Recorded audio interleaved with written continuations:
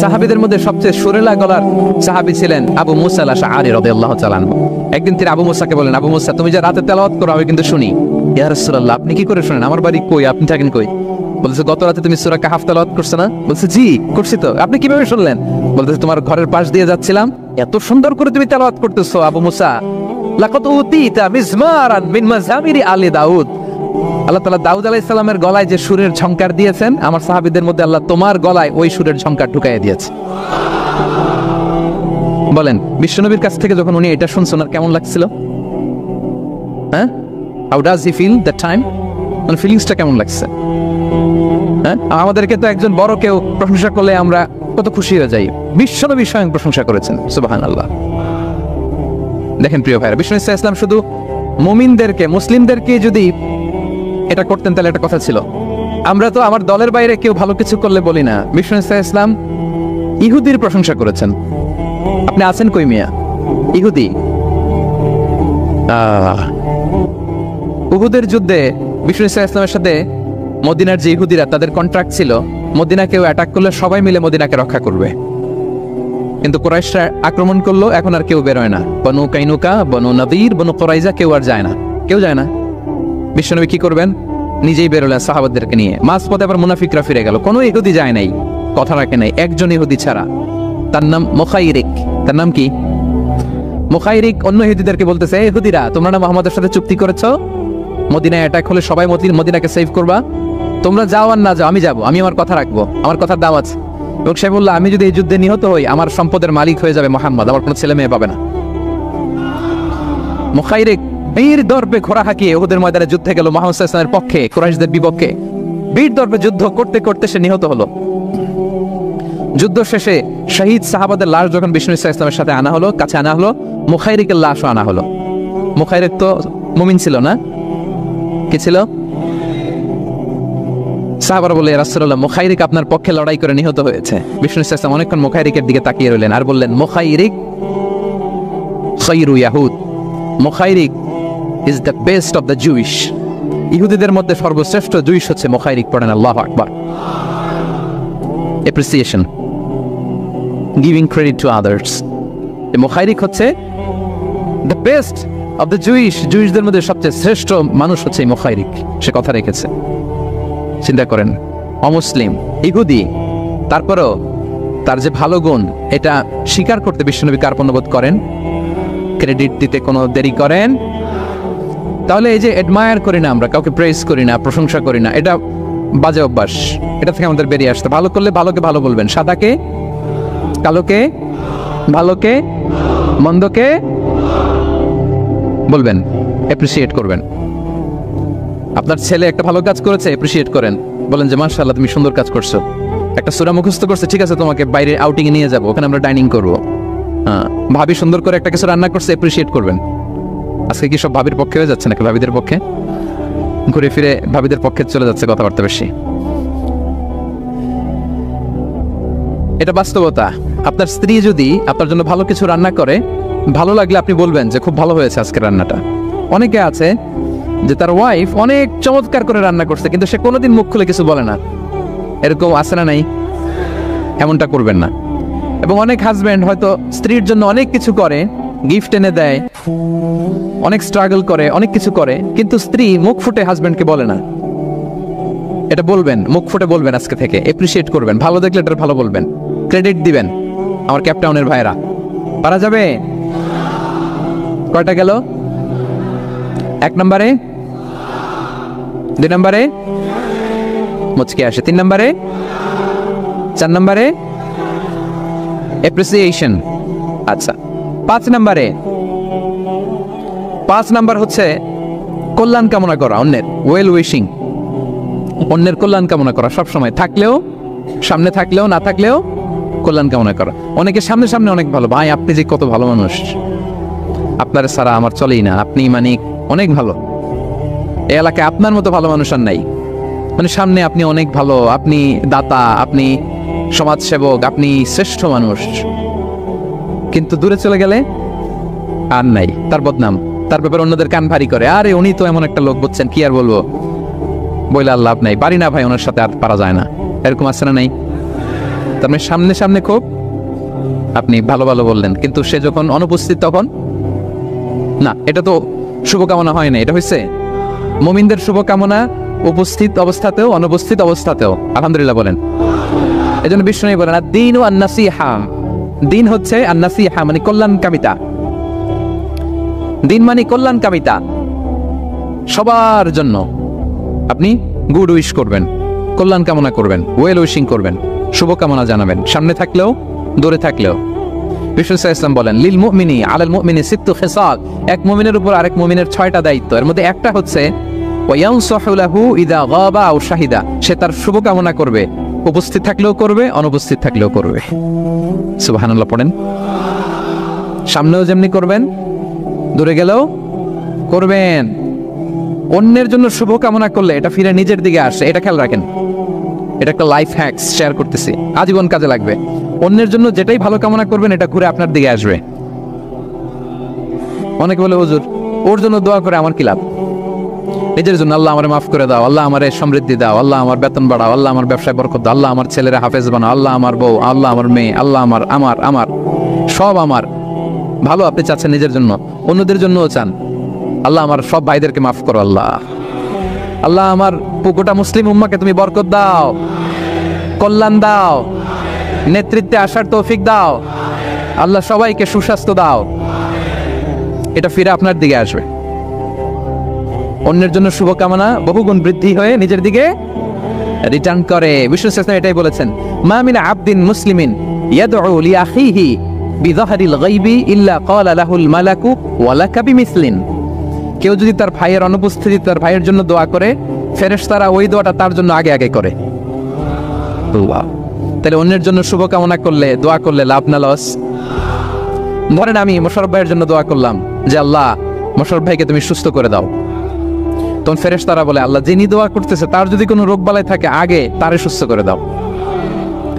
ধরেন আমি বেলায়েত ভাইয়ের জন্য দোয়া করতেছি, আল্লাহ বেলায়েত ভাইয়ের এই সমস্যা আল্লাহ তুমি দূর করে দাও, ফেরেশতারা বলবে আল্লাহ যিনি দোয়া করতেছে তার যদি এই সমস্যা থাকে আগে তার এটা দূর করে দাও। ধরেন আমি দোয়া করলাম আল্লাহ আমার এই ভাই, আল্লাহ সে গরিব, তার অর্থের বড্ড অভাব, দারিদ্রতা, আল্লাহ তুমি আমার ভাইয়ের দারিদ্রতা দূর করো। ফেরেশতারা বলে ওয়ালাকা বিমিসলিন, তোমার জন্য এটা, মানে আল্লাহ যিনি দোয়া করতেছে তার যদি অর্থের প্রয়োজন থাকে আগে তার দারিদ্রতা দূর করে দাও। তাহলে বলেন তো অন্যের জন্য দোয়া করলে লাভ না লস? অন্যের জন্য ভালো দোয়া করলে এটা নিজের দিকে আসে। কিসের দিকে আসে? তাহলে শুভকামনা 5 নম্বরে কি? আচ্ছা 10টার মধ্যে কয়টা বলে ফেলছি? ক্লান্ত হচ্ছেন না তো আপনারা? শুভকামনা নিয়ে একটা গল্প বলে আমি 6 নম্বরে যাচ্ছি। এক লোক মাগরিবের নামাজের আগে তার বন্ধুর জন্য দোয়া করতেছে, আল্লাহ আমার বন্ধুকে তুমি একটা সুন্দরী, রূপবতী, গুণবতী, নেককার, মুতিয়া, কানেতা, জামিলা, রায়া, একজন রূপবতী নেককার স্ত্রী দাও আল্লাহ। কতদিন ধরে তার বিয়েটা চলে আসে, আল্লাহ তুমি ব্যবস্থা করে দাও, সুন্দরী নেককার আল্লাহওয়ালা। তো সে তো তার বন্ধুর জন্য প্রাণ ভরে দোয়া করতেছে, আর তার স্ত্রী ওয়াইফ পাশেই ইফতারি রেডি করতেছিল। এই দোয়া শুনে মহিলা তো তেলে বেগুনে জ্বলে উঠছে, দৌড়ে আসে বলছে এই তুমি কিসের দোয়া করো, রাখো। সে বেচারা মোনাজাতের মধ্যে তো ভরকে গেছে, ভয় বলে কি হইলো, আমি তো দোয়া করতেছি আমার বন্ধুর জন্য।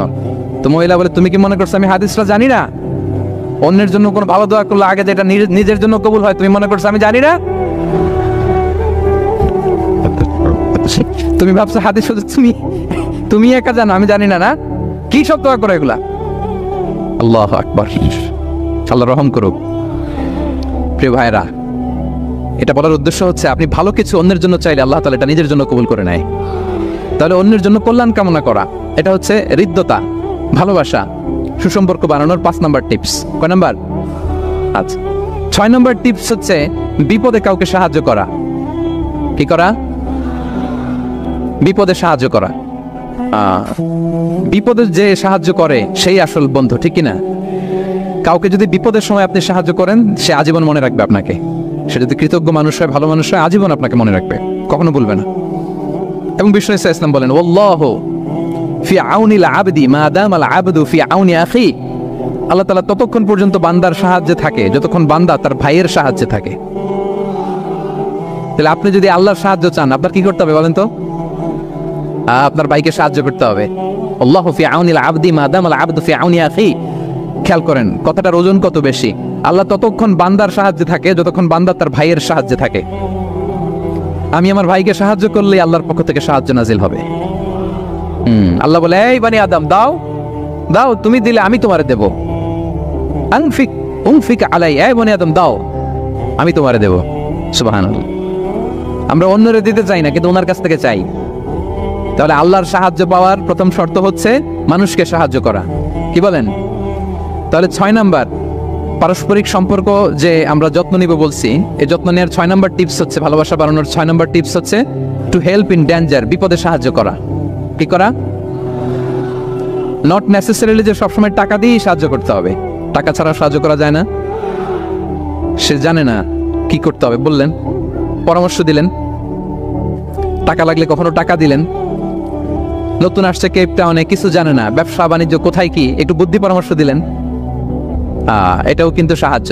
যার যেভাবে সাহায্যের প্রয়োজন, যদি আপনি আপনার ভাইয়ের সাহায্যে থাকেন, আসমান থেকে আল্লাহর সাহায্য পাবেন।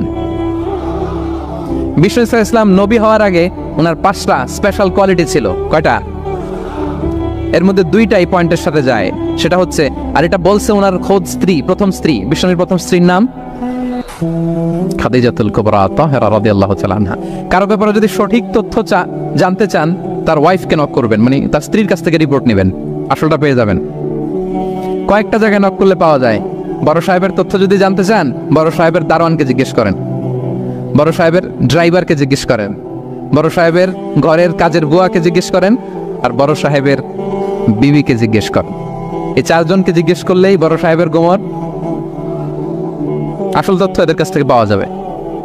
বিষ্ণু ইসলামের স্ত্রী আম্মা জান খাদিজা বলেন, বিষ্ণু ইসলামের 5টা গুণ ছিল নবী হওয়ার আগেই। এর মধ্যে একটা হচ্ছে ওয়া তাহমিলুল কাল্লা, তিনি মানুষের বোঝা বইয়ে দিতেন। সুবহানাল্লাহ বলবেন না? একজন লাকড়ি নিয়ে যাচ্ছে, ভারী, পিটকুজো হয়ে যাচ্ছে ব্যথায়, বিশ্বনবী নিজের কাঁধে নিয়ে ওটা বহন করে দিতেন। ওয়া তাকসিবুল মা'দুমা, অন্যের জন্য উপার্জন করতেন, নিজে ছাগল চড়ায় ওই টাকাগুলো যারা খেতে পায় না তাদের হাতে তুলে দিতেন।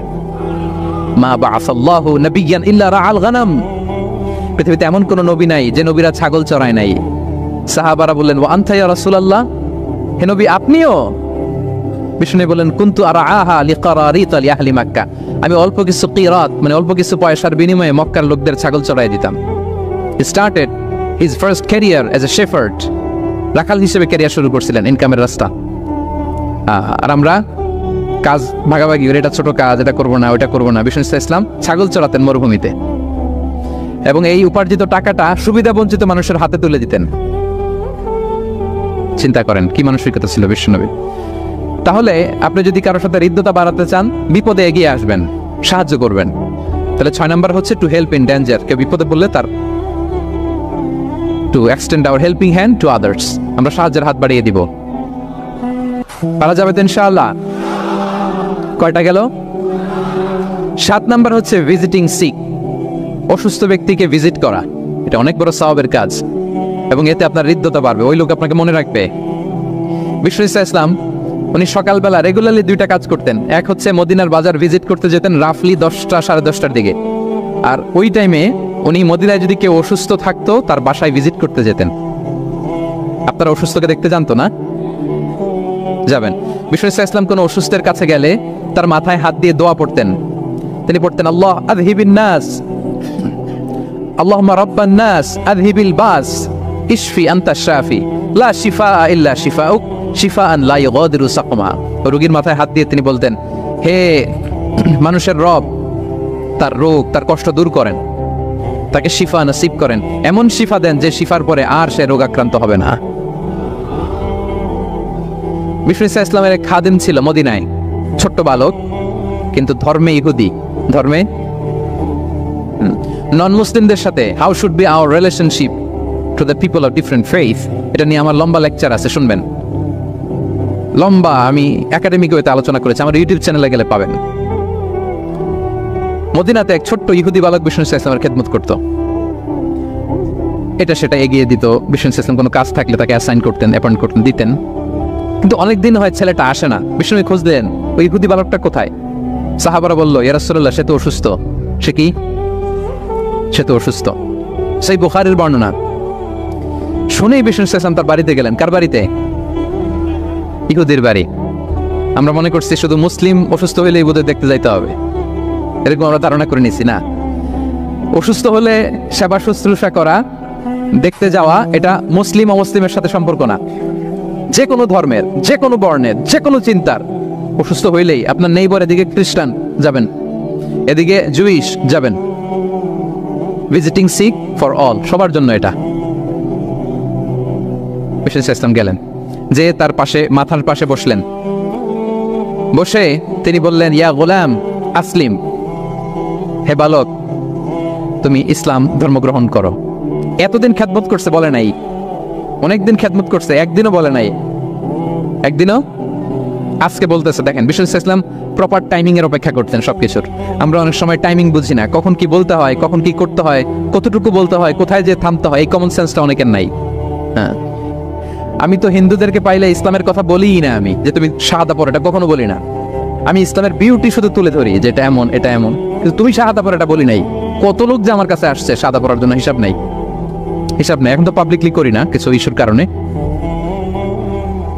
কারণ প্রপার টাইমিং লাগবে। এতদিন খেদমত করলো বিশ্বনবী, একদিনও তাকে শাহাদা পড়তে বলে নাই, আজকে বলতেছে। Proper timing. যখন বিষ্ণু বললেন, ইয়া গোলাম আসলিম, ইসলাম ধর্ম গ্রহণ করো, ছোট্ট বাচ্চা ফানাযারা ইলা ওয়াজহি আবি, তার বাবার দিকে তাকালো, মানে বোঝাতে চাইলো যে বাবা আমি কি করব। তখন বাবা বলল, আতিয়া আবুল কাসিম। বিষ্ণুনবীর উপাধি ছিল আবুল কাসেম, বড় ছেলের নাম কাসেম, তো ছোটবেলায় মারা গেছে। বাবা বলল, আবুল কাসেম যা বলে তাই শোনো। কারণ এতদিনের ছেলের কাছ থেকে রিপোর্ট নিয়ে বুঝে গেছে তো এটা কে, এটা যে রাহমাতাল লিল আলামিন, এটা যে বিশ্বনবী, এটা যে দ্য লাস্ট মেসেঞ্জার, এটা বাবা মিলাই ফেলছে। বাবা বলে, আতিয়া আবুল কাসেম, আবুল কাসেমের অনুসরণ করো। বিষ্ণু বললেন, পড়ো আশহাদু আল্লা ইলাহা ইল্লাল্লাহ ওয়া আশহাদু আন্না মুহাম্মাদান আবদুহু ওয়া রাসূলুহু। ছোট্ট বাচ্চারা পড়তে আরম্ভ করলো, আশহাদু আল্লা ইলাহা ইল্লাল্লাহ ওয়া আশহাদু আন্না মুহাম্মাদান আবদুহু ওয়া রাসূলুহু। মৃত্যুর আগে সে শাহাদা পড়ে ফেললো। বিষ্ণু বললেন, আলহামদুলিল্লাহ, আলহামদুলিল্লাহিল্লাযী আনকাযাহু মিনান নার। প্রশংসা সে আল্লাহর, যে একটু আগে জাহান্নামী হওয়ার কথা ছিল যার, তাকে মুহূর্তের মধ্যে জান্নাতি বানায় দিলেন। ভিজিটিং সিক্স, অসুস্থকে দেখতে যাওয়া। শুধু মুসলমান হলে দেখতে যাবেন নাকি? যে কোনো ধর্মের, যে কোনো ধর্মের দেখতে যাবেন, হৃদ্যতা বাড়বে। একদিন বিষ্ণু সাহাবাদেরকে বললেন, আজকে রোজা রেখেছো কে? নফল রোজা? আবু বকর রাদিয়াল্লাহু তাআলা আনহু হাত তুলে বলেন, আমি। বিষ্ণু আবার জিজ্ঞেস করলেন, আজকে কোনো মিসকিনকে খাবার খাইয়েছো কে? আবু বকর রাদিয়াল্লাহু বললেন, আমি। বিষ্ণু আবার বললেন, আজকে কোনো জানাজায় শরীক হয়েছে এমন কেউ আছে? আবু বকর বললেন, আমি। বিষ্ণু বললেন, আজকে কোনো অসুস্থকে ভিজিট করে আসছো, এরকম কি কেউ আছে? আবু বকর বললেন, আমি। বিষ্ণু বললেন, মাজতামা'না ফি ইমরিইন ইল্লা দাখালাল জান্নাহ। এতগুলো গুণ যদি একটা ব্যক্তির মধ্যে থাকে, ওই ব্যক্তি তো জান্নাতি না হয়ে পারে না। ভিজিটিং সিক, অসুস্থকে দেখতে যাওয়া, যদি এটা করেন তাহলে আপনাদের পারস্পরিক হৃদ্যতা, ভালোবাসা বাড়বে। এবং এটা জাতি, ধর্ম, বর্ণ নির্বিশেষে যে কোনো লোক অসুস্থ হলে আমরা ভিজিট করতে পারি। যাবেন, কিছু গিফট নিয়ে যাবেন, কমলা নিয়ে যাবেন। সাউথ আফ্রিকাতে তো দেখি আমি একেবারে ফ্রেশ ফ্রুট, সুবহানাল্লাহ। আমি যেখানেই গেছি কোনো ফরমালিন নাই, তাজা, টাটকা, ফ্রেশ, এত সুন্দর স্মেল, এত সুন্দর টেস্ট এটার, আলহামদুলিল্লাহ।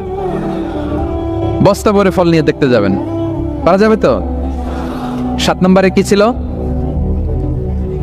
বলে গেছে, ভিজিটিং সিক্স, অসুস্থকে দেখতে যাওয়া। পারবেন? পারবেন? কয়টা হইল? আর বাকি রইল কয়টা? কষ্ট হচ্ছে? মনোযোগ আছে না গেছে? তাকবীর পড়ুন, আল্লাহু আকবার।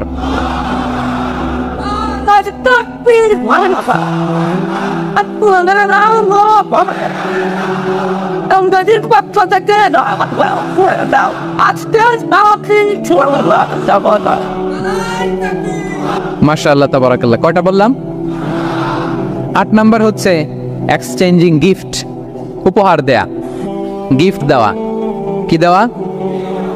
নট নেসেসারি যে দামি কিছু দিতে হবে, নট নেসেসারি দামে দিতে। ছোট্ট জিনিস, একটা কলম দেন, কি দিবেন? কলম দেন। একটা ছোট বই দেন, একটা মেসওয়াক দেন, একটা টুপি দেন, আপনার সাথে যা কুলায় দেন, গিফট করেন। আমি ইফতারি করতে বসলেও আমার ডানে বায়ে যারা থাকে এখান থেকে আমি দেই। কারণ একজন রোজাদারকে এক ঢুক পানি খাইয়ে ইফতারি করলেও সে সারাদিন রোজা রেখে যেই সওয়াব, তার সওয়াব না কমিয়ে ওই পরিমাণ সওয়াব আল্লাহ যিনি খাওয়ালো তার আমলনামায় দিয়ে দেয়।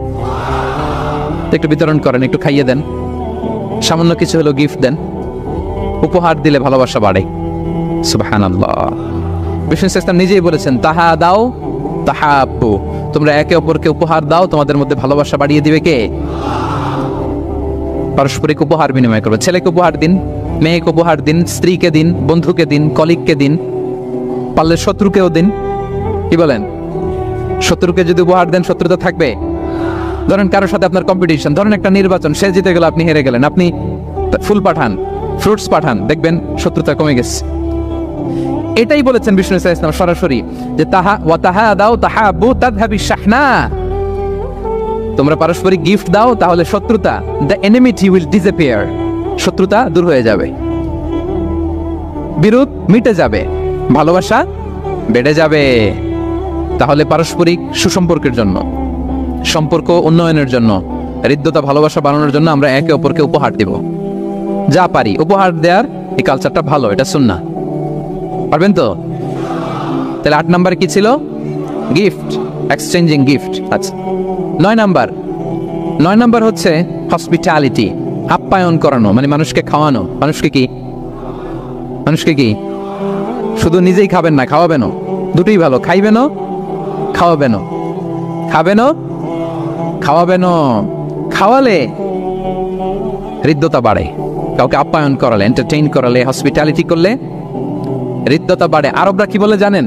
আরবরা বলে কারো এখানে ঢুকার আগে এখানে ঢুকো, মানে হৃদয়ে ঢুকার আগে পেটে ঢুকো আগে, কলবে যাওয়ার আগে পেটে ঢুকো, তাইলে তার হৃদয়ে পৌঁছতে পারবা। বাংলাতে একটা কথা আছে, বাসনে ভাত না থাকলে ভাষণে পেট ভরে না। ঠিক কিনা বলেন? বাসনে ভাত না থাকলে ভাষণে পেট ভরে না, পেটে খেলে পিঠে সয়। এজন্য আপ্যায়ন করানো, খাওয়ানো, এটা এমন একটা টেকনিক, আপনি কাউকে আপ্যায়ন করালে মুহূর্তেই তার মনটা, হৃদয়টা আপনার দিকে ঝুঁকে যাবে। সুবহানাল্লাহ পড়েন। বিষ্ণু ইসলাম বলেন, মান কানা ইউমিনু বিল্লাহি ওয়াল ইয়াউমিল আখিরি ফালইউকরিম দাইফা, যে আল্লাহ বিশ্বাস করে এবং আখিরাতে বিশ্বাস করে সে যেন তার মেহমানকে সম্মান করে। মেহমান আপ্যায়ন করা সুন্নাহ, এটা সুন্নাহ, সে যেন মেহমানকে আপ্যায়ন করে, সম্মান করে। অনেকে মেহমান আসলে অখুশি হয়, বাসায় মেহমান আসছে, হায় রে কত ঝামেলা, আমাদের রিজিক নিয়ে টানাটানি। সে ভাবে যে তার রিজিকে ভাগ বসাতে মেহমান আসছে। আসলে না, মেহমান আল্লাহর পক্ষ থেকে মেহমানের রিজিক নিয়ে আপনার কাছে আসছে। সে আসার ফলে আপনাদের রিজিকে বরকত হয়ে গিয়েছে। সে আপনার রিজিকে ভাগ বসাতে আসে নাই, তার রিজিক নিয়ে সে আসছে। তার উসিলায় আপনার রিজিক বাড়াই দিবে কে? বিষ্ণু ইসলাম মক্কা থেকে যখন মদিনায় হিজরত করলেন, আপনারা কি ওঠা বসা করতেছেন? দু একজন ঠিক আছে, আমার দিকে তাকান, আওয়াজ হবে না, আমার দিকে তাকান। গুরুত্বপূর্ণ একটা হাদিস শুনেন। আব্দুল্লাহ ইবনে সালাম রাদিয়াল্লাহু তাআলা আনহু আগে ছিলেন ইহুদি পণ্ডিত, পরে শাহাদা পড়ে মুসলিম হয়েছেন। তিনি বর্ণনা করেন, বিষ্ণু ইসলাম মক্কা থেকে যখন মদিনায় আসলেন, এসেই 4 দফা কর্মসূচি ঘোষণা করলেন। আওয়াজ করে বলতে হবে, কয় দফা? 4 দফা কর্মসূচি ঘোষণা করলেন। আসলেন আবু বকর রাদিয়াল্লাহু তাআলা আনহুকে নিয়ে। প্রতিদিন মদিনার লোকেরা সানিয়াতুল ওয়াদা নামক একটা জায়গা আছে, ওই জায়গার মধ্যে দাঁড়িয়ে থাকতো, কখন আসবে আখিরি জামানার পায়গাম্বার বিশ্বনবী মুহাম্মদুর রাসূলুল্লাহ সাল্লাল্লাহু আলাইহি ওয়াসাল্লাম। একদিন ওই যে দূর থুতুমরু প্রান্তরে ধুলাবালি উঠতে দেখা যায়। দেখে তো মদিনার লোকেরা আনন্দে আটখান, আত্মহারা, সবাই ওয়েলকাম জানাতে লাগলো। মানুষের মধ্যে গুঞ্জরণ আওয়াজ ছড়িয়ে পড়তে লাগলো, নবী এসেছে, নবী এসেছে, নবী এসেছে। আব্দুল্লাহ ইবনে সালাম তখনও ইহুদি, তিনি এই কথা শুনে সবার সাথে তিনিও ছুটে গেলেন দেখার জন্য। দেখি তো নবী আসছে, কি নবী, কি বলে দেখি তো। তিনি বললেন, আমি ভিড় ঠেলে গেলাম, দেখলাম 2টা ওটে করে 2 জন, একটাতে আবু বকর, একটাতে বিশ্বনবী। বিশ্বনবীকে একটা নজর দেখার জন্য মদিনার লোকেরা পাগল হয়ে তার চারদিকে ক্রাউড করছিল, ভিড় করছিল, বিশ্বনবীর কাছে ঘেঁষার জন্য, মুবারক চেহারাটা একটা নজর দেখার জন্য। আব্দুল্লাহ ইবনে সালাম বলেন, আমিও মানুষ ঠেলে, ধুলাবালি উঠতেছে শুধু, দেখতে পাই না, মানুষ ঠেলে একবার তার দিকে তাকালাম। যখন আমি তার দিকে নজর করলাম, ফালাম্মা নাযারতু ফাআরাফতু আন্না ওয়াজহাহু লাইসা বিওয়াজহিন কাযাব, আমি তার চেহারা দেখে বুঝতে পারলাম এ চেহারা কোনো মিথ্যাবাদীর চেহারা হতে পারে না। আল্লাহ, না জানি কত নুরানি ছিল বিশ্বনবীর চেহারা।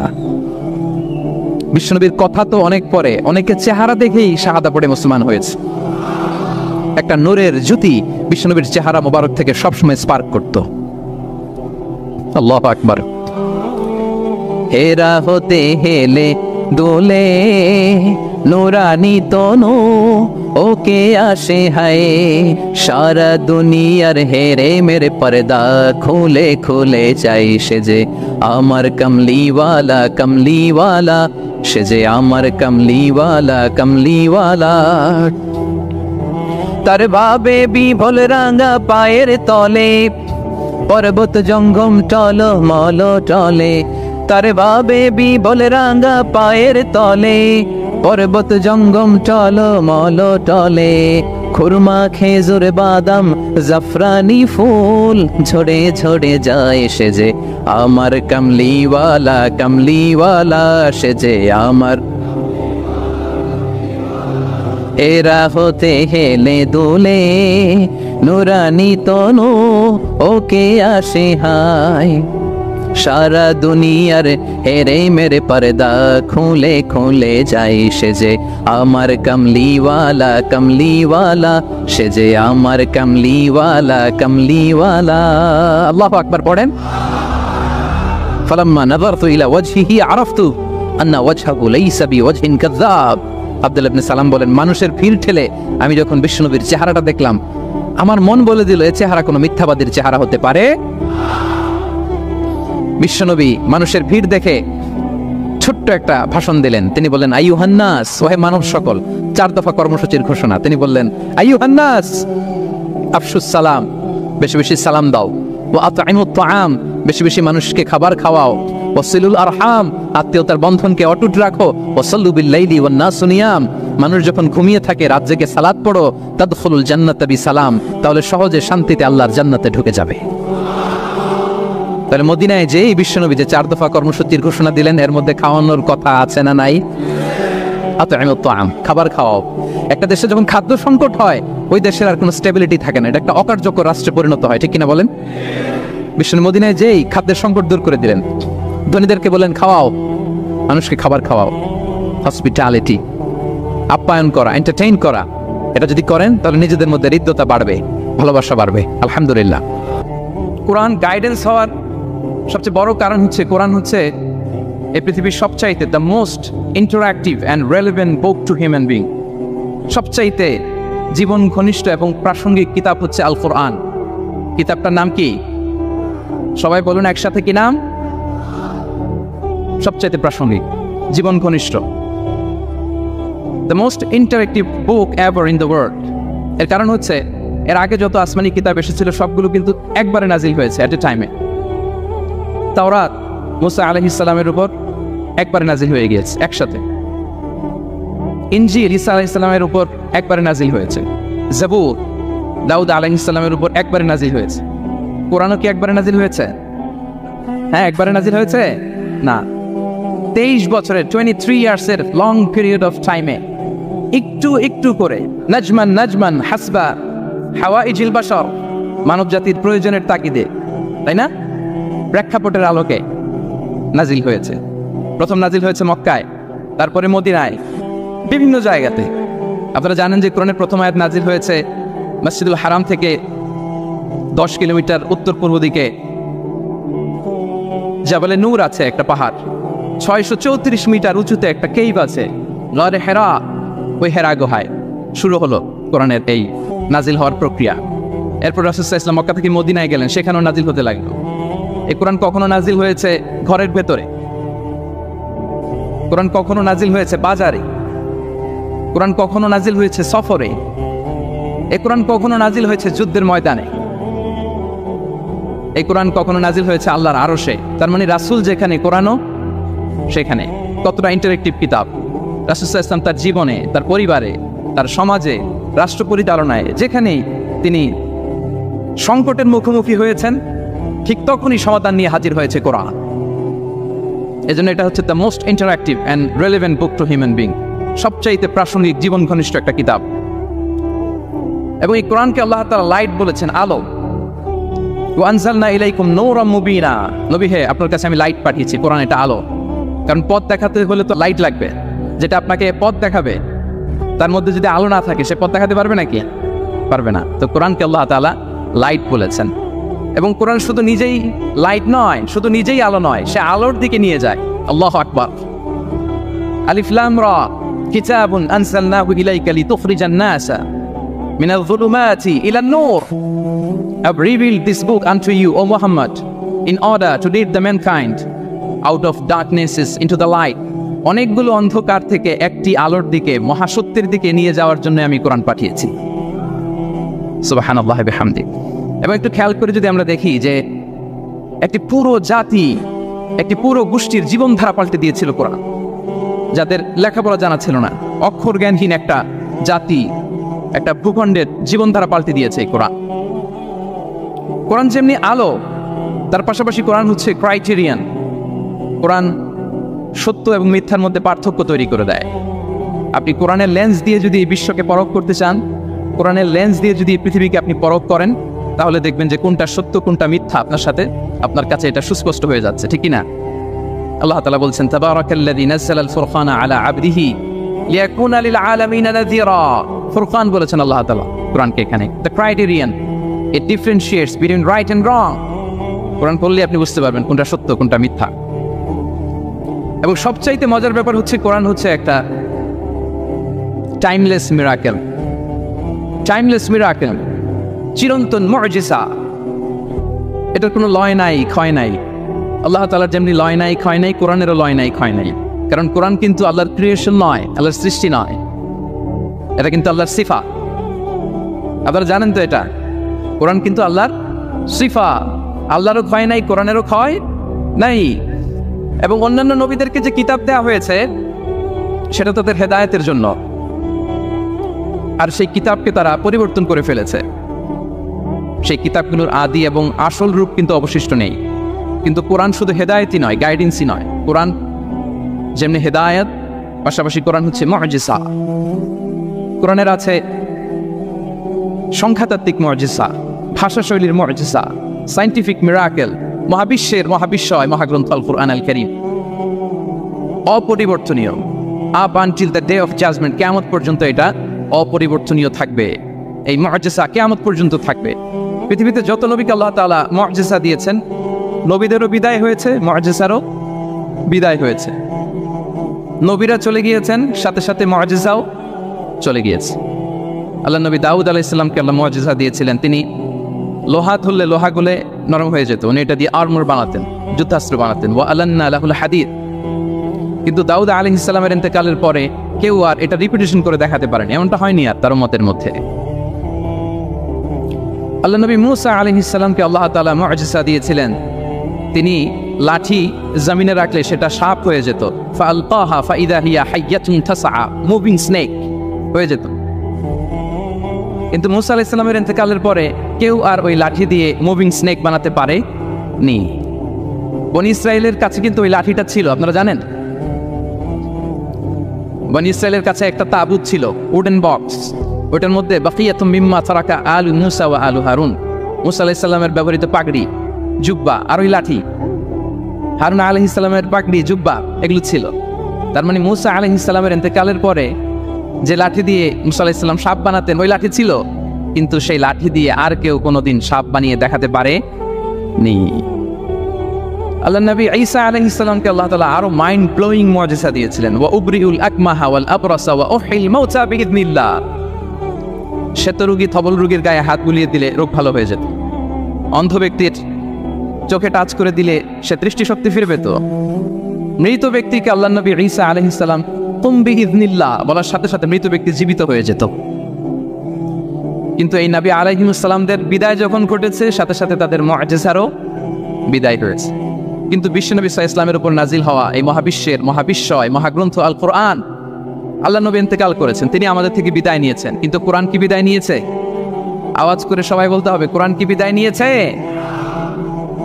কিয়ামত পর্যন্ত থাকবে। বিষ্ণু ইসলাম একটা আয়াত যেভাবে পড়তেন আমরা ঠিক হুবহু ওইভাবে পড়ি। বিষ্ণু ইসলাম একটা শব্দ ১৫০০ বছর আগে যেভাবে উচ্চারণ করতেন আমরা ঠিক ওইভাবে করি। এখানে অনেক কারীরা সুন্দর কণ্ঠে কোরআন তেলাওয়াত করেছে না? বিষ্ণু ইসলাম যেমনটা করেছেন তারাও ঠিক তেমনটা করেছে। বিষ্ণুনবী যে অক্ষরের উপর জবর দিয়ে পড়েছেন আমরা জবর দিয়ে পড়ি, জেড দিয়ে পড়েছেন জেড দিয়ে পড়ি। কিয়ামত পর্যন্ত অবিকৃত অবস্থায় কোরআনটা থাকবে। তাই কোরআনটা হচ্ছে টাইমলেস মিরাকেল, চিরন্তন মুজিজা। নাও দ্য কোশ্চেন অ্যারাইজেস, কেন আমাদের এই কোরআন দরকার? একটু ফিলোসফিক্যাল কথাবার্তা বলি যে এই রেভেলেশনের দরকার কি, কেন আমাদের লাগবে এই কোরআন? কোরআন ছাড়া কি পৃথিবীর সব সমস্যার সমাধান হাজির করা সম্ভব না?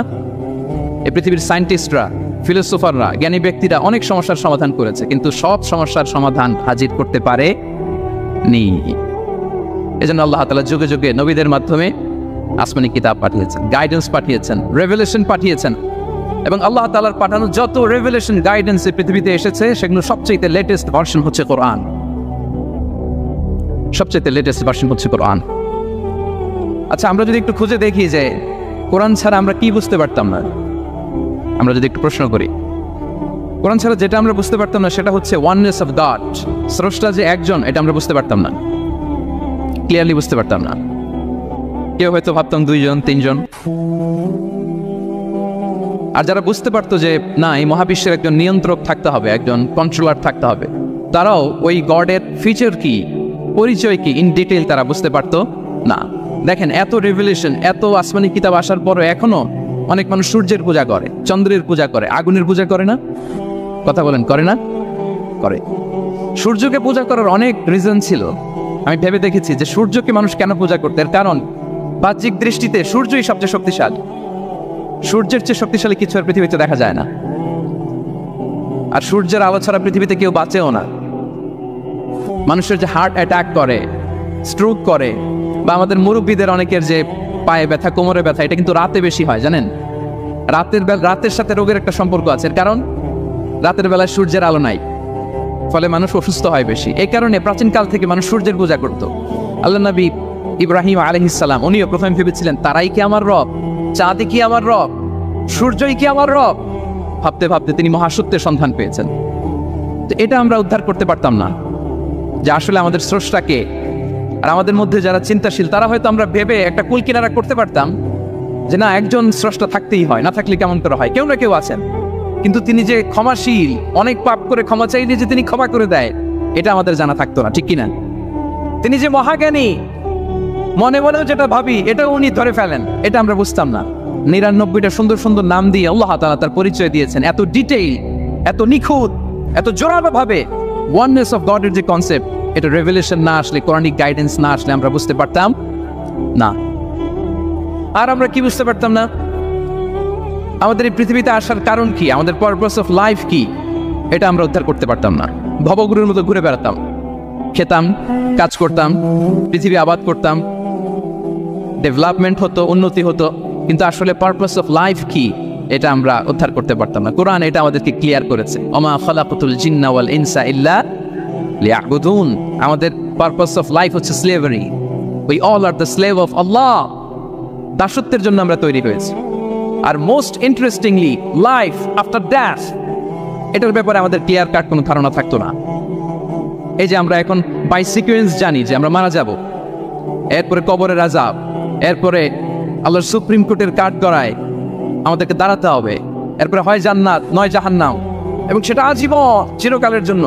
In detail life after death সম্পর্কে আমাদের নিজেরা চিন্তা, গবেষণা, রিসার্চ করে কি এটা জানা সম্ভব ছিল? বলেন, কথা বলেন, কথা বলেন, জানা সম্ভব ছিল না। কোরআন মৃত্যুর পরের জীবনকে নিশ্চিত করেছে। এবং এই যে লাইফ আফটার ডেথ, মৃত্যুর পরের জীবন আসলে আমাদেরকে হোপফুল করে, আশাবাদী করে।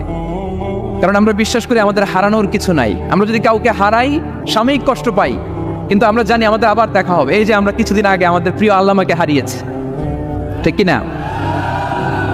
কিন্তু আমরা এই ভেবে বুকে আশা পেতে রাখি যে আমরা এই দুনিয়াতে তাকে মিস করেছি, কিয়ামতের ময়দানে আল্লাহর জান্নাতে এই কোরআনের বুলবুলির কণ্ঠে আমরা আবার কোরআন শুনতে পাবো। সাময়িক বিচ্ছেদের কিছু তো নাই। আমার আব্বাকে হারিয়েছি, আম্মাকে হারিয়েছি, বন্ধুকে হারিয়েছি, টিচারকে হারিয়েছি, আমি পাবো, তাদেরকে পাবো, হারাচ্ছি না। এই বিচ্ছেদ সাময়িক। এবং আখিরাত আসলে থাকতেই হবে। অন্যান্য অনেক ধর্ম আখিরাতের ব্যাপারে বলে, কিন্তু ইসলামের মতো এত ইন ডিটেইল, নিখুঁতভাবে বলতে পারেন।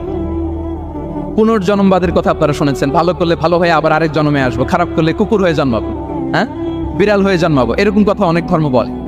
কিন্তু ইসলাম এত সুন্দরভাবে দ্য কনসেপ্ট অফ আখিরা আমাদের সামনে হাজির করেছে, আল্লাহু আকবার। এটা হিউম্যান ব্রেইন দিয়ে ওই ব্যাপারে আমাদের কোনো কিছুই জানার সুযোগ ছিল যদি আল্লাহ তাআলা কোরআনিক গাইডেন্স না পাঠাতেন। এবং আখিরাত আসলে থাকতেই হবে। ইফ দেয়ার ইজ নো আখিরা then this worldly life could be a joke. আখিরা না থাকলে তো এটা একটা joke, it's a fun, it's a rubbish thing. আখিরা থাকতেই হবে, কারণ অনেক কিছু পৃথিবীতে সেটেল হয়নি, সেটেল হয় না। আপনাকে মেরেছে, কাউকে হত্যা করেছে, কাউকে গুম করেছে, পৃথিবীর কেউ জানে নাই, তো এটা সেটেলমেন্ট হওয়া লাগবে না? কথা বলেন না কেন? There are plenty of issues are abandoned, unsettled. অনেক ইস্যু আছে, সেটেল হয় নাই, এগুলো সেটেল হবে। কড়াই গন্ডায় হিসেব চাওয়া হবে, যত ঋণ সেদিন আদায় করা হবে। চিল্লায় বলেন ঠিক কিনা? এজন্য আখিরাত লাগবে। এবং আখিরাত যদি না থাকে, এই পৃথিবীতে আমরা কোনো বিচার কার্যক্রম পরিচালনা করলেও ওইটা ইনসাফপূর্ণ হওয়া সম্ভব না। কোনো বিচার ইনসাফপূর্ণ হতে পারে না যদি আখিরাত না থাকে। ফর এন এক্সাম্পল, খেয়াল করে উত্তর দিবেন। একজন মানুষ 10 জনকে হত্যা করলো। কয়জনকে? সবাই বলুন কয়জনকে? এখন তার বিচার করা হচ্ছে, বিচারের রায় আসলো ডেথ পেনাল্টি, মৃত্যুদণ্ড। কিন্তু তাকে কয়টা মৃত্যুর স্বাদ দেওয়া যাবে বলেন? হ্যাঁ, কয়টা? উনি মারছিল কয়টা? তো হয়েছে এটা, ও 10 জনের মারছে, 10টা প্রাণ হত্যার কষ্ট 10 জনকে দিল, কিন্তু ডেথ পেনাল্টিতে ওকে দেখা গেল কয়টা কষ্ট? আখিরাত লাগবে না? কথা বলেন না কেন লাগবে না? ওই দিন সব হিসাব হবে, ঠিক কিনা? প্রিয় ভাইরা, কোরআন আমাদেরকে এই গাইডেন্স দিয়েছে, আমাদের জানিয়েছে যে there is a life after death. আসল জীবন ওইটা যেটা মৃত্যুর পরে হয়। ওই জীবনের পরে আর কোনো মৃত্যু নাই, এজন্য সেটাই আসল জীবন। আমি অনেক মুসলিমের সাথে কথা বলেছি, অথবা আগে প্র্যাকটিসিং ছিল না এরকম অনেকের সাথে কথা বলেছি। তারা যখন কোরআন পড়ে তারা বলে যে এটা আবার কেমন বই, এটার স্টাইলটা একটু অন্যরকম, কোনো বইয়ের সাথে মিলে না। কেমন? তো তারা বলে যে হঠাৎ এটা আল্লাহর প্রশংসা শোনায়, এরপরে হঠাৎ করে আখিরাতের কথা বলে, আবার হিস্ট্রি বলে, আবার বলে এটা করো না, আবার ধমক দেয়। এটা আবার কেমন বই? As if it has the authoritarian পাওয়ার। এটার কেমন ধর একটা পাওয়ার আছে, এটা ধমক দিতে পারে। সুবহানাল্লাহ পড়বেন না? মাঝে মাঝে কিন্তু এই ঝাঁকুনির দরকার হয়, ধমক দিতে হয়। এই যে আপনি এবারের হজে একজন খ্রিস্টিয়ান ক্ল্যারিক সাউথ আফ্রিকার ইব্রাহিম রিচমন্ডের নাম শুনেছেন না? উনি স্বপ্নে দেখেছে 2টা সাদা জামা পরো, আবার সাদা জামা পরো, এরপরে ধমক দেয় সাদা জামা পরো। এই ঝাঁকুনিতে সম্বিত ফিরে পেয়েছে। তো কোরআন মানুষকে এরকম ঝাঁকুনি দেয়, নাড়া দেয়। কোরআনের এই ক্ষমতা আছে, কোরআন ঘুমন্ত বিবেককে জাগিয়ে তোলে। আমরা ওমরে ফারুকের ঘটনা জানি। তিনি যখন কোরআন শুনে অবাক হলেন, বিশ্বনবী সাল্লাল্লাহু আলাইহি ওয়াসাল্লামকে ফলো করতেন যে উনি কি করে, দেখি কিভাবে কোরআন তেলাওয়াত করে এবং কি বলে। রাসূল সাল্লাল্লাহু আলাইহি ওয়াসাল্লাম তেলাওয়াত করছেন, ওমরে ফারুক পেছন থেকে শুনতেছেন। বিশ্বনবী তেলাওয়াত করছেন, আল-হাক্কাতু মাল-হাক্কা ওয়া মা আদরাকা মাল-হাক্কা। তেলাওয়াত করছেন আর অসাধারণ কণ্ঠে তেলাওয়াত চলছে, ওমর ফারুক শুনতেছে। শুনতে শুনতে 41 নম্বর আয়াত পর্যন্ত যখন আসছে, বিশ্বনবী তেলাওয়াত করে ওমর ফারুক পেছন থেকে শুনে। তো ওমর ফারুক ভাবতেছেন ঘটনা কি? মুহাম্মদ তো কারোর কাছে পড়েও না, শিখেও না, এত চমৎকার কাব্য প্রতিভা তার মধ্যে আসলো কিভাবে? মিলাই বলতেছে। তখন বিশ্বনবী তেলাওয়াত করছিলেন, ওমা হুয়া বিকাউলি শাইরিন কলিলাম মা তুমিনুন। এই আয়াতের অর্থ হচ্ছে এটা কোনো কবির কথা নয়, খুব অল্প সংখ্যক লোকই তোমরা ঈমান আনো। অবাক হলেন, ঘটনা কি? আমি যে এটা ভাবতেছি মুহাম্মদ বুঝলো কেমনে? বিষ্ণুবী তো তেলাওয়াত করতেছেন প্রাণবন্ত কণ্ঠে। তো মুহাম্মদ কি গণক হয়ে গেল নাকি? মানুষের ভেতরে কি চলে সে গণনা করে বলে দেয়, তা না হলে বুঝলো কি করে? সুবহানাল্লাহ। কোইন্সিডেন্টলি এর পরের আয়াতটাই ছিল ওয়ালা বিকাউলি কাহিরিন কলিলাম মা তাযাক্কারুন। না, এটা কোনো গণকের গণনা নয়, খুব অল্প সংখ্যক লোকই তোমরা উপদেশ গ্রহণ করো। সে তো অবাক, এটা কবিতাও না, এটা গণনাও না, এটা কি? পরের আয়াত ছিল তানজিলুম মির রাব্বিল আলামিন। এটা জগৎ সমূহের রব আল্লাহ তাআলার পক্ষ থেকে নাযিল হয়েছে। সুবহানাল্লাহ। আরেকটা ঝাঁকুনি খেলেন। এজন্য এই ঘটনাটাকে আমি এভাবে বলি যে সূরা হাক্কা দিয়ে আল্লাহ তাআলা ওমর ফারুকের হৃদয়ে একটা ধাক্কা মেরেছেন। ওই ধাক্কায় উনি কালিমা পড়ে মুসলমান হয়ে গিয়েছেন। তাহলে কোরআনের এই পাওয়ার আছে। কোরআন নানা উপমা দিয়ে, মাসাল দিয়ে আমাদের কাছে গাইডেন্স হাজির করে যেন আমরা বুঝতে পারি। মাঝে মাঝে কনভারসেশন দিয়ে গাইডেন্স হাজির করে। আপনারা সাইয়েদনা ইব্রাহিম আলাইহিস সালামের ঘটনা জানেন। ওনাকে শিকল দিয়ে বেঁধে নমরুদের রয়্যাল প্যালেসে আনা হলো। নমরুদ বলল, ইব্রাহিম কাকে মানো? আল্লাহকে মানি। কোন আল্লাহ? রব্বি আল্লাযী ইউহয়ী ওয়া ইউমীত। এমন রবকে মানি যে জীবন দেয় মরণ দেয়। নমরুদ বলে আমি তো এটা করি, আমার কাছে তো এটা, আমি জীবন দেয় মৃত্যু দেয়, তুমি আবার আরেকজনকে কোথায় খুঁজে পেলা যে জীবন দেয় মৃত্যু দেয়? তো জেলখানা থেকে ফাঁসির দণ্ডপ্রাপ্ত দুজন আসামিকে ডেকে আনা হলো। একজনকে বলা হলো শিরোচ্ছেদ করা হলো, আরেকজনকে বলা হলো শিরোচ্ছেদ করতে যাবে, বলে স্টপ, থামো, ওকে ছেড়ে দাও, ওকে আমি জীবন দিলাম। ইব্রাহিম দেখো, একজনকে জীবন দিলাম, একজনকে মৃত্যু দিলাম। ইব্রাহিম আলাইহিস সালাম বললেন ফাইনাল্লাহা ইয়াতি বিশ-শামসি মিনাল মাশরিকি ফাআতি বিহা মিনাল মাগরিব ফাবুহিতাল্লাযী কাফার। নমরুদ বুঝলাম, একজনকে তুমি জীবন দিলা, মৃত্যু দিলা, এটা তুমি করতে পারো, জীবন দাও মৃত্যু দাও, কিন্তু আল্লাহ তাআলা প্রতিদিন উষা লগ্নে পূর্ব দিগন্ত থেকে সূর্য ওঠান, গোধূলি লগ্নে তিনি পশ্চিম দিগন্তে সূর্য ডোবান। নমরুদ, তোমার যদি ক্ষমতা থাকে তুমি সূর্যকে পশ্চিম দিক থেকে উঠিয়ে পূর্ব দিকে একটু নামাও। ফাবুহিতাল্লাযী কাফার। নমরুদ সে স্পিচলেস হয়ে গিয়েছে, ডামস্ট্রাক হয়ে গিয়েছে, পারে নাই। সুবহানাল্লাহ বিহামদি। এই যে আমরা বিভিন্ন বইয়ে কনভারসেশন পড়ি, হেওয়ার পড়ি, এগুলো সব কোরআন থেকে কপি করা। সুবহানাল্লাহ বিহামদি। কোরআন এরকম কনভারসেশনের মাধ্যমে আমাদেরকে শিখিয়েছে, ঐতিহাসিক ঘটনার মাধ্যমে আমাদেরকে শিখিয়েছে। কোরআনিক দুই একটা গাইডেন্স বলে আমি শেষ করছি। কোরআনের একটা পাওয়ারফুল গাইডেন্স হচ্ছে আমাদের জন্য যে কোরআন আমাদেরকে খলিফা বানিয়েছে। কি বানিয়েছে প্রিয় ভাইরা? সবাই বলুন, খলিফা বানিয়েছে। কি বানিয়েছে? খলিফা।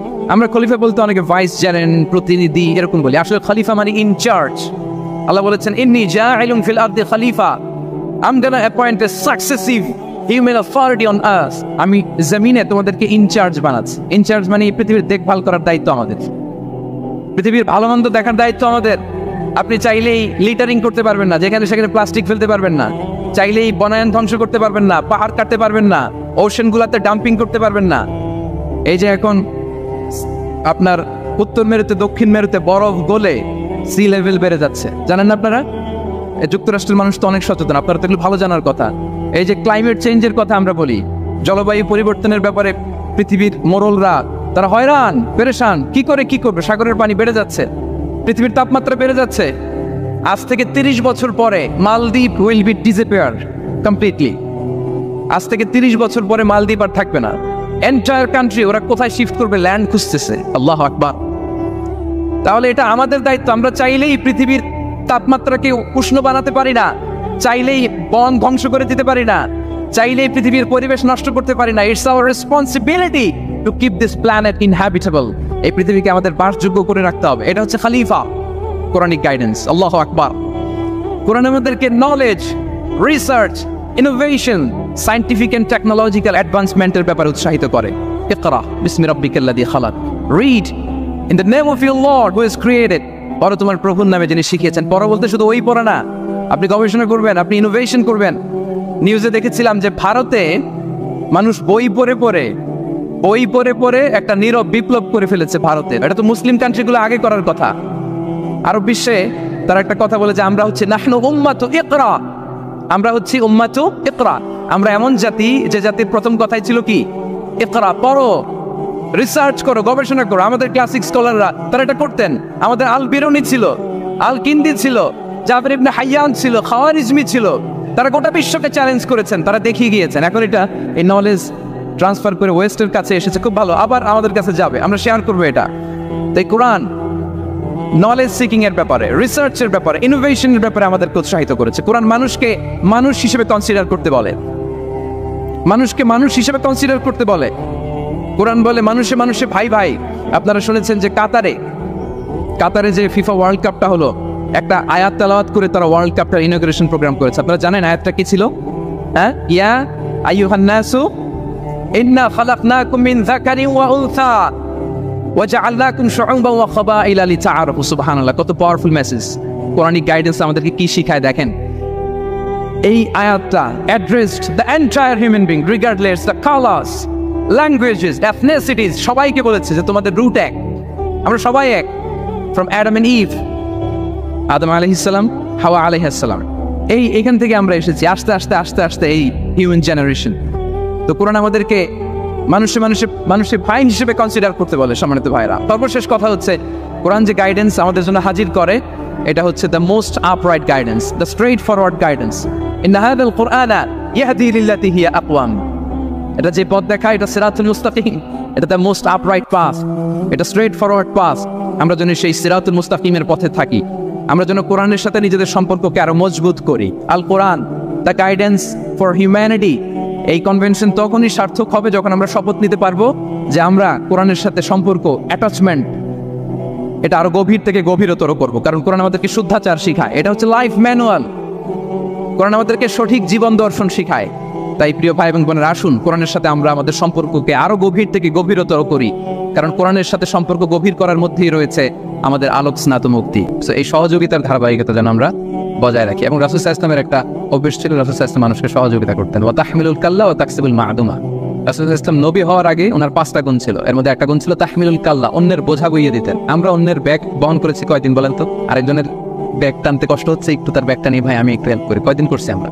রাসূলুল্লাহ সাল্লাল্লাহু আলাইহি ওয়াসাল্লাম তিনি কিন্তু শুধু সাধারণ নবী না, সব নবীদের শ্রেষ্ঠ নবী। উনি মানুষের বোঝা বইয়ে দিতেন। মানে হোয়াট অ্যান অ্যাটিটিউড, কি মানসিকতা ছিল! নেতৃত্বে এমনি আল্লাহ হাতে দেয় না। নবী হওয়ার আগে এমন না যে উনি নবী হয়েছে এখন আদেশ আসছে তো মানুষের সেবা শুরু করছে, না। নবী হওয়ার আগেই তাহমিলুল কাল্লা, মানুষের বোঝা বইয়ে দিতেন। ওয়া তাকসিরুল মা'দুমা, যার উপার্জনের কিছু নেই তার জন্য উপার্জন করে দিতেন। তার মানে অলওয়েজ মানুষের সহযোগিতায় আল্লাহ রাসূল সাল্লাল্লাহু আলাইহি ওয়াসাল্লাম পাশে থাকতেন। তো আপনি যদি কারো সহযোগিতায় পাশে দাঁড়ান, পাশে থাকেন, সে কোনোদিন আপনাকে ভুলবে না। এবং তার সাথে আপনার যে হৃদ্যতা তৈরি হবে এটা আর অন্য কোনো কিছু দিয়ে করা সম্ভব না। তাহলে বিপদে সহযোগিতা করা। 7 নাম্বার, অসুস্থকে দেখতে যাওয়া। কেউ যদি অসুস্থ হয় তাকে দেখতে যাওয়া। এখন এটা আমাদের কমে গেছে, একটা সময় ছিল খুব বেশি। এখন ওই যে নিজেদের ব্যস্ততা, ফ্ল্যাটে ফ্ল্যাটে থাকা। বাংলাদেশের কথা যদি বলি, বাংলাদেশে তো প্রায় শুনি যে ওই ফ্ল্যাটের ভিতরে মারা গেছে, পরে দুর্গন্ধ বের হওয়ার পরে এরপরে আশেপাশের লোকজন জানছে যে কে নাকি মারা গেছে।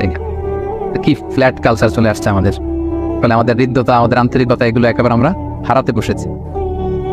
তো অসুস্থ ব্যক্তিকে দেখতে যাওয়া এটা সুন্নাত। পাশাপাশি আপনি যাকে দেখতে যাবেন তার সাথে আপনার একটা সুসম্পর্ক তৈরি হবে, সে আপনাকে মনে রাখবে। রাসূল সাল্লাল্লাহু আলাইহি ওয়াসাল্লাম এটা খুব করতেন। অসুস্থকে দেখতে গেলে তার মাথায় হাত বুলাতেন, গায়ে হাত বুলিয়ে একটা দোয়া পড়তেন, আল্লাহুম্মা রাব্বান নাস আযহিবিল বাআস ইশফি ওয়া আনতা শাফি লা শিফা ইল্লা শিফাউক শিফাআন লা ইউগাদিরু সাকামা। এবং তাকে পজিটিভ কথা শোনাতেন। একজন অসুস্থ রোগীর বন্ধুরা যদি যায়, যে যদি পজিটিভ কথা শোনে, ওর রোগ তো এমনি অর্ধেক ভালো হয়ে যাবে। কি বলেন? আমাদের দেশে হচ্ছে কেউ যদি অসুস্থ হয়, ওই রোগে সবচেয়ে কষ্ট পেয়ে কে কে মারা গেছে ওগুলো যে বলা শুরু করে যে আল্লাহ আপনার তো ক্যান্সার, ক্যান্সারে যে আমার এক খালা ছিল, কি যে কষ্ট পাই আমার, এই যে শুরু। তো ওই লোক তো এমনি অর্ধেক তো তখনই মরা। আপনি যে বলবেন ঘটনা কি, আপনি অসুস্থ এটা বললো কে? আপনারা তো ইউর লুকিং ভেরি ইয়াং, আপনার তো খুব এনার্জেটিক মনে হচ্ছে। না, অসুস্থ মনে হচ্ছে না তো, আপনি তো আগের চেয়ে সুন্দর হয়ে গেছেন দেখা যাচ্ছে। এগুলো বললেই দেখা যাবে যে মানসিকভাবে একটু আরো সবল হয়ে ওঠে।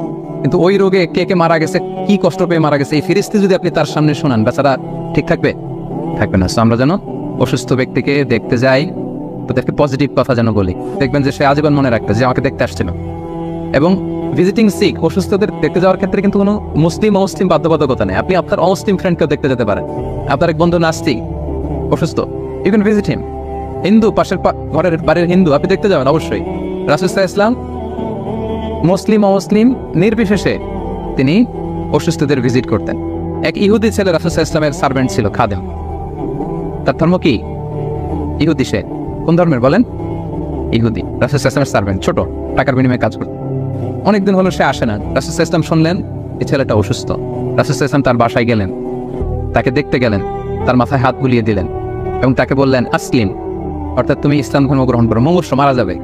এখন ছোট্ট ছেলে, হঠাৎ রাসূল সাল্লাল্লাহু আলাইহি ওয়াসাল্লাম বলতেছে আসলিম, শাহাদা পড়ো। সে কি করবে? সে তার বাবার দিকে তাকাল, পাশে বাবা দাঁড়ায় আছে, মানে কাইন্ড অফ যে বাবার কাছে জানতে যাচ্ছে আমি কি শাহাদা পড়বো। তার বাবা বললো আতিয়া আবুল কাসেম, মানে আবুল কাসেম যা বলে সেটাই কর। আবুল কাসেম হচ্ছে রাসূল সাল্লাল্লাহু আলাইহি ওয়াসাল্লামের একটা কুনিয়ান। ওনার বড় ছেলের নাম ছিল কাসেম, যদিও ছেলেটা বাঁচেনি, ফলে ওনাকে কাসেমের বাবা বলে শুরুতে ডাকা হতো। তো ইহুদি বললো আতিয়া আবুল কাসেম, তুমি আবুল কাসেমের কথা শোনো। তখন এই ছোট্ট বাচ্চাটা পড়তে আরম্ভ করলো আশহাদু আল্লা ইলাহা ইল্লাল্লাহ ওয়া আশহাদু আন্না মুহাম্মাদান আবদুহু ওয়া রাসূলুহু। সুবহানাল্লাহ। দেখেন রাসূল সাল্লাল্লাহু আলাইহি ওয়াসাল্লামের এই সামান্য সেবা শুশ্রূষা এবং রোগীকে দেখতে যাওয়ার কারণে এক জাহান্নামী কি হয়ে গেল? জান্নাতি।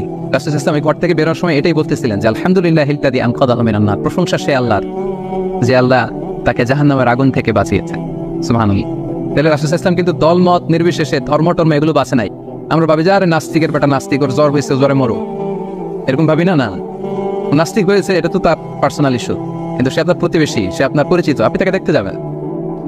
তাহলে অসুস্থদের ভিজিট করলে কিন্তু সুসম্পর্ক, হৃদ্যতা বাড়ে। এই পয়েন্টটা বুঝতে পেরেছেন? আচ্ছা, আল্লাহ রাসূল সাল্লাল্লাহু আলাইহি ওয়াসাল্লাম একটা মজার ব্যাপার বলি। আল্লাহ রাসূল সাল্লাল্লাহু আলাইহি ওয়াসাল্লাম নিজে যেমনি অসুস্থদের দেখতে যেতেন, সাহাবারাও কিন্তু এই প্র্যাকটিসটা করতেন। একবার রাসূল সাল্লাল্লাহু আলাইহি ওয়াসাল্লাম জিজ্ঞেস করলেন আজকে নফল রোজা রেখেছো কে? আবু বকর রাদিয়াল্লাহু তাআলা আনহু হাত তুললেন। তিনি বললেন, গরিবদের খাবার দিয়েছে কে? আবু বকর রাদিয়াল্লাহু তাআলা হাত তোলেন, বাকিরা হাত তোলেন। আজকে জানাজা পড়েছে কে? আবু বকর রাদিয়াল্লাহু হাত তোলেন। আজকে একজন অসুস্থকে ভিজিট করেছে কে? আবু বকর রাদিয়াল্লাহু তাআলা হাত তোলেন। আল্লাহ রাসূল বললেন, এতগুলো ভালো গুণ যার মধ্যে থাকে, এত জান্নাতি না হয়ে পারেন। সুবহানাল্লাহি ওয়া বিহামদিহি। কি চমৎকার গুণের অধিকারী ওনারা ছিলেন। আমরা যেন অসুস্থদেরকে ভিজিট করি। এক্সচেঞ্জিং গিফট, উপহার দেওয়া। উপহার দিলে কিন্তু, গিফট দিলে মানুষের মধ্যে ভালোবাসার হৃদ্যতা বাড়ে। উপহার দেয়া নেয়া দুটোই সুন্নাহ। রাসূল সাল্লাল্লাহু আলাইহি ওয়াসাল্লাম উপহার দিতেন, আবার উপহার গ্রহণ করতেন। এবং প্রফেসর সাল্লাল্লাহু আলাইহি ওয়াসাল্লাম তিনি বলেছেন, তাহা দাও তাহাবু, তোমরা একে অপরকে উপহার দাও, তোমাদের মধ্যে ভালোবাসা বাড়িয়ে দিবে কে? আল্লাহ তাআলা ভালোবাসা বাড়িয়ে দিবে। সো আমরা যেন উপহার দেই একে অপরকে, যেন গিফটস দেই। রাসূল সাল্লাল্লাহু আলাইহি ওয়াসাল্লাম দিতেন এবং গিফটস নিতেন। গিফট দিলে কিন্তু খুব সিম্পলি, কারোর সাথে আপনার রাগ অভিমান থাকলেও কিন্তু কমে যাবে। ধরুন একজনের সাথে সম্পর্ক খারাপ, আপনি কিছু উপহার পাঠালেন, আর কি রাগটা থাকে? কুরবানির সময় কুরবানির গোশত পাঠালেন, আর রাগ থাকবে? আমি বাংলাদেশে এক চেয়ারম্যানের গল্প শুনেছি যে সে চেয়ারম্যান ইলেকশনে হেরে যে জিতেছে তার বাড়িতে ফুল আর মিষ্টি নিয়ে গেছে। বিজয়ী চেয়ারম্যানের বাড়িতে পরাজিত চেয়ারম্যান প্রার্থী কি নিয়ে গেছে? ফুলের মালা আর মিষ্টি। তো এখন আর রাগ থাকে বলেন না? পুরো আইস ব্রেকিং হয়ে একেবারে বন্ধ হয়ে গেছে এখন। তো এই যে শত্রুতা, রাগ, এগুলো কিন্তু কমিয়ে দেয় একে অপরকে যদি উপহার দেওয়া যায়। নট নেসেসারি যে খুব দামি জিনিস উপহার দিতে হবে, ছোট্ট ছোট্ট জিনিস। ফ্যামিলিতে আপনারা বন্ধু বান্ধবের মধ্যে ছোট ছোট জিনিস দিতে পারেন। এই রমজান উপলক্ষে ছোট্ট একটা মেসওয়াক, ছোট্ট টুপি, ছোট্ট পারফিউম, এই ছোট্ট ছোট্ট জিনিস উপহার দেওয়ার মধ্যে দিয়েও কিন্তু আমরা আমাদের ভালোবাসার হৃদ্যতা বাড়াতে পারি। 9 নাম্বার, হসপিটালিটি, আপ্যায়ন করা, মেহমানদারি করা। রাসূল সাল্লাল্লাহু আলাইহি ওয়াসাল্লাম বলেন, মান কানা ইউমিনু বিল্লাহি ওয়াল ইয়াউমিল আখির ফালিয়ুকরিম দাইফা, যে আল্লাহ বিশ্বাস করে, আখিরাতে বিশ্বাস করে, সে যেন মেহমানকে সম্মান করে। সো আপনি যদি মেহমানদারি করান, তার সাথে আপনার সম্পর্ক বেড়ে যাবে, এটা স্বাভাবিক। আমার দিকে তাকান সবাই, একটা জিনিস দেখাই আপনাদেরকে। তাকিয়েছেন সবাই? আরব দেশে একটা কথা বলে যে এইখানে পৌঁছতে চাইলে আগে এইখানে পৌঁছ। আই রিপিট, আরবরা বলে এইখানে ঢুকতে চাইলে আগে এখানে ঢুকো। মানে হৃদয়ে পৌঁছতে চাইলে আগে পেটে ঢুকতে হয়। আমাদের এলাকায় একটা কথা বলে যে পাষণে ভাত না থাকলে ভাষণে পেট ভরা। আপনি আরবরা বলে যে এইখানে কেউ ঢুকতে চাইলে আগে তার এইখানে ঢুকো। কারণ হৃদয়ে স্থান করে নিতে চাইলে আগে তার পেটে স্থান করে নাও, মানে তাকে আপ্যায়ন করো। তো আল্লাহ হাবিব সাল্লাল্লাহু আলাইহি ওয়াসাল্লাম যে বলেছিলাম যে তিনি নবী হওয়ার আগে ওনার 5টা বিশেষ গুণ ছিল, এর মধ্যে একটা ছিল তাকরিউত তাইয়িব, মেহমানদারি করাতেন। তিনি সবসময় তিনি মানুষদেরকে কি করাতেন? মেহমানদারি করাতেন। এবং তিনি মদিনাতে যে, সুবহানাল্লাহ, মদিনাতে হিজরত করে যে তিনি 4 বাক্যের একটা ঐতিহাসিক ভাষণ দিয়েছিলেন। এই জাস্ট তিনি মাইগ্রেট করে পৌঁছলেন। এখন তো এই ভাষণের মধ্যে ওনার মদিনাতে পৌঁছার পরে টেনশন কি ছিল? বাড়ি নাই, ঘর নাই, নিজের একটা ঘর করতে হবে, ক্যারিয়ারটা সাজাতে হবে, এটা সেটা না। উনি সেখানে যে বলেন, আতঈমুত তাআম, মানুষকে খাবার খাওয়াও। 4টা বাক্য বলেছিলেন। কি বলেছিলেন? আফসুস সালাম, বেশি বেশি সালাম দাও। লম্বা হাদিস, আমি অর্থটা বলছি। আতঈমুত তাআম, খাবার খাওয়াও। ওয়াসিলুল আরহাম, আত্মীয়তার সম্পর্ক বজায় রাখো। সাল্লু বিল্লাইলি ওয়ান নাসু নিয়াম, সবাই যখন ঘুমায় তখন নামাজ পড়ো। তার মানে 4টা কর্মসূচির একটা ছিল খাবার খাওয়াও। কি খাওয়াও? সবাই বলতে হবে কি খাওয়াও। মদিনাতে যেই তিনি আগে দেখলেন যে খাদ্য সংকট দূর করতে হবে। আমি যেটা প্রেসিডেন্ট হব যেই রাষ্ট্রের, ওই রাষ্ট্রে খাদ্য সংকট থাকতে পারবে না। আতঈমুত তাআম, খাদ্যকে সহজলভ্য করো, খাবার খাওয়াও। এখন এটা অনেক বড় ক্রাইসিস আমাদের বাংলাদেশে এখন চলতেছে, খাদ্যের সংকট। যে কোনো দেশের জন্য এটা অনেক বড় সংকট। ক্ষুধার জ্বালা বড় জ্বালা। তখন আর ওই যে বলে যে ক্ষুধার রাজ্যে পৃথিবী গদ্যময়, পূর্ণিমার চাঁদ যেন ঝলসানো রুটি। তখন ক্ষুধা লাগলে পদ্য গদ্য হয়ে যায়, আর আকাশের চাঁদের নান রুটি মনে হয়। সম্মানিত শুধু এজন্য খাদ্য সংকট দেখেন, আল্লাহ রাসূল সাল্লাল্লাহু আলাইহি ওয়াসাল্লাম মদিনাতে পৌঁছেই প্রথমে কোন সংকট দূর করতে বললেন? সেই খাদ্যের সংকটটা কিন্তু অনেক বড়। আমাদের বাংলাদেশে এখন এই সংকট দেখা দিচ্ছে। আল্লাহ তাআলা এই সংকট থেকে আমাদেরকে হেফাজত করুন।